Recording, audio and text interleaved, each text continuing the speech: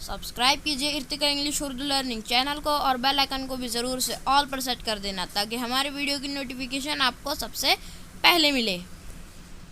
अस्सलाम वालेकुम दोस्तों, मेरा नाम है अरशद। आप देख रहे हो Irtika English Urdu learning channel. तो पिछली वीडियो में हमने देखा था कि are you a die kid, उसका हमने एक्सप्लेनेशन देखा था।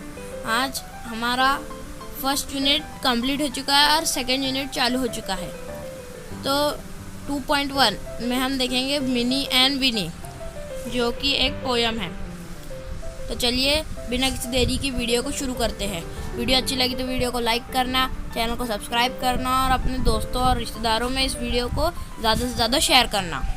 Minnie and Winnie slept in a shell, slept the ladies and they slept well. Pink was the shell, with silver without, sound of the great sea wandered about. Sleep ladies, wake not soon, echo on echo, dies to the moon. Two bright stars peeped into the shell, what are they dreamed of, who can tell? Stare the green linnet out of the craft, wake little ladies, the sun is afloat. And this poem is written by Alfred Lord Tennyson.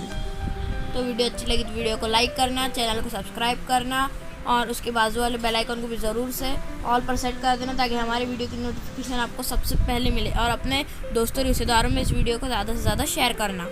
चलिए आपसे मिलेंगे अब अगली video में। अल्लाह हाफिज़।